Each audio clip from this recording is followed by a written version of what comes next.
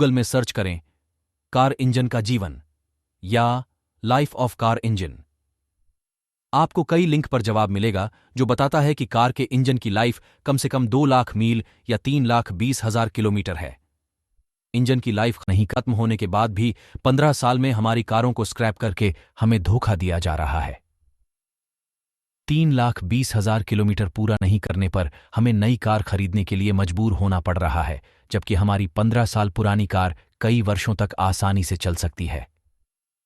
Scrapping के बदले अधिकतम 1 लाख रुपए की राशि देके हमें धोखा दिया जा रहा है, जबकि हमारी कार के इंजन का जीवन 3,20,000 किलोमीटर पूरा नहीं हुआ है और कार अभी भी अपनी मूल कीमत के 50% मूल्य पर है। हमारी सीएनजी कारों को स्क्रैप करके हमें धोखा दिया जा रहा है, जबकि सीएनजी कारों से पर्यावरण प्रदूषण नहीं होता है।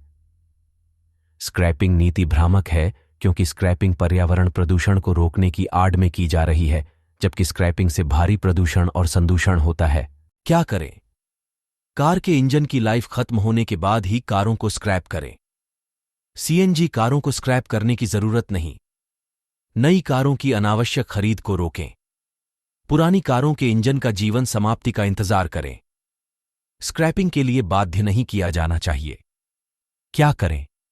मध्यम वर्ग को अपना पैसा और अपनी कार बचाने दें जो वे जीवन में एक बार खरीदते हैं। भारी ईंधन की लागत और सरकार द्वारा लगाए गए भारी टोल के बावजूद मध्यम वर्ग को कम से कम अपनी पुरानी कार का आनंद लेने दें। स्क्रैपिंग हानिकारक क्यों है? स्क्रैपिंग और रिसाइक्लिंग से पर्यावरण प्रदूषण होता है। स्क्रैपिंग से बैटरी और कार इलेक्ट्रॉनिक्स से निकलने वाली हानिकारक धातुएं पर्यावरण प्रदूषण का कारण बनती है।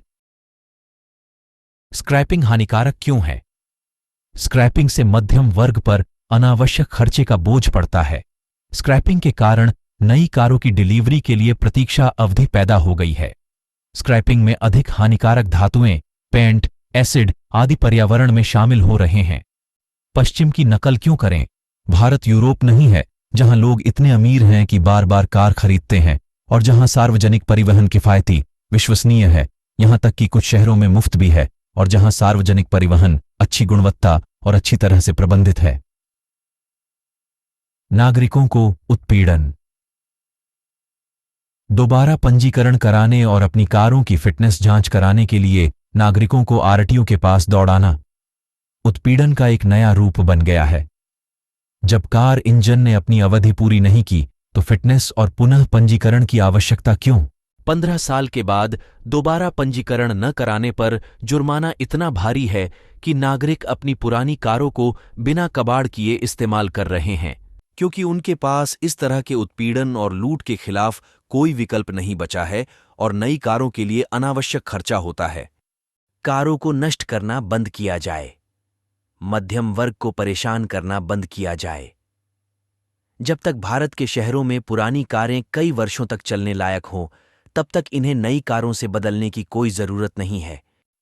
यह ध्यान रखना बहुत महत्वपूर्ण है कि कार इंजन के अप्रयुक्त जीवन को खत्म करने के बजाय उचित ट्रैफिक स्टॉप के साथ अच्छी गुणवत्ता वाली चौड़ी शहर की सड़कें बनाना अधिक समझदारी होगी, जो अच्छी कारों को नुकसान से बचाएगी और धीमी ट्रैफिक जाम और सिग्नलों पर लंबे समय तक रुकने के कारण पर्यावरण प्रदूषण को भी कम करेगा। आप अपने परिवहन मंत्री को पत्र लिखकर बताएं कि उनकी स्क्रैपिंग नीति हानिकारक है और आप इससे पीड़ित हैं क्योंकि आपकी कार ने 3,20,000 किलोमीटर की जीवन अवधि पूरी नहीं की है और आप इसे स्क्रैप या फिर से पंजीकृत नहीं करना चाहेंगे। अपनी और दूसरों की मदद करें। स्क्रीन पर दिए गए ईमेल आईडी पर लिखें और दिए गए लिंक पर गलत वाहन स्क्रैपिंग नीति के बारे में प्रधानमंत्री से शिकायत भी करें। राष्ट्र की मदद करें। यदि आप नागरिकों को परेशान करने वाली और भ्रष्ट आचरण को बढ़ावा देने वाली हानिकारक नीतियों के खिलाफ चुप रहेंगे तो आप अपने देश के लिए बेकार हैं। लाइक और सब्सक्राइब करें।